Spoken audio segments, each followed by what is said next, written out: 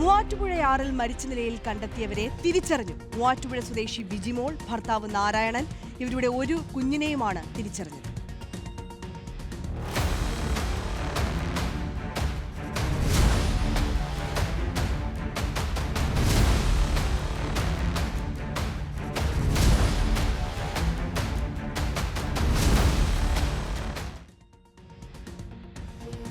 അതേസമയം ഇവരുടെ 13 വയസ്സുകാരിയായ മകൾക്കായി തെരച്ചിൽ തുടരുകയാണ്. ഭർത്താവ് നാരായണന്റെ മൃതദേഹം ഇന്ന് ഉച്ചയോടെ പിറവം ആറ്റുതീരം കടവിൽ നിന്നാണ് കണ്ടെത്തിയത്.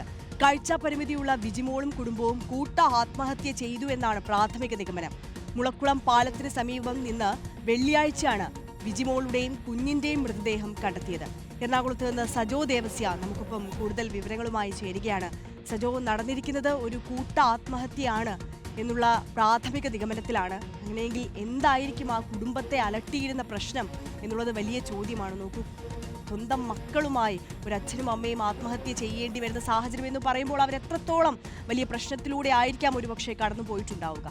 ആര്യ, അങ്ങേയറ്റം വേദനിപ്പിക്കുന്ന പൊള്ളിക്കുന്ന ഒരു വാർത്തയാണ്. അതായത് ഇന്നലെ വൈകിട്ടാണ് മൂവാറ്റുപുഴയാറിലെ പിറവം ഭാഗത്ത് വെച്ച് അമ്മയുടെയും കുഞ്ഞിൻ്റെയും മൃതദേഹം കണ്ടെത്തുന്നത്. പിന്നാലെ ഫയർഫോഴ്സ് സംഘവും പോലീസും നാട്ടുകാരും ഒക്കെ ചേർന്ന് ഈ മൃതദേഹം പുറത്തേക്ക് എത്തിച്ചു. ആദ്യഘട്ടത്തിൽ ഇത് ആരാണ് എന്ന് തിരിച്ചറിയാൻ കഴിഞ്ഞില്ല. പിന്നീട് നടത്തിയ അന്വേഷണത്തിലൂടെ പായിപ്ര സ്വദേശിയായ ബിജിമോളും കുഞ്ഞുമാണ് എന്ന് കണ്ടെത്തി.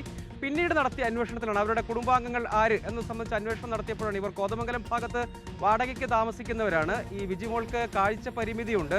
അപ്പോൾ ഭർത്താവ് നാരായണനെയും 13-കാരിയായ മൂത്ത മകളെയും കാണാനില്ല എന്ന് മനസ്സിലാക്കിയത് ഇന്ന് ഉച്ചയോടുകൂടി ഈ നാരായണന്റെ മൃതദേഹം കണ്ടെത്തിയിട്ടുണ്ട്. പക്ഷെ അപ്പോഴും 13-കാരി എവിടെ എന്ന ചോദ്യത്തിന് നിലവിൽ ഉത്തരമായിട്ടില്ല. പക്ഷേ ഇപ്പോൾ പോലീസ് സംശയിക്കുന്ന ഒരു കാര്യം, ഈ 4-അംഗ കുടുംബം മൂവാറ്റുപുഴയാറിലേക്ക് ചാടി ആത്മഹത്യ ചെയ്തിരിക്കാം എന്നതാണ് നിഗമനം. CCTV ദൃശ്യങ്ങൾ കേന്ദ്രീകരിച്ച് വിശദമായ ഒരു പരിശോധനയിലേക്ക് പോലീസ് പോയി.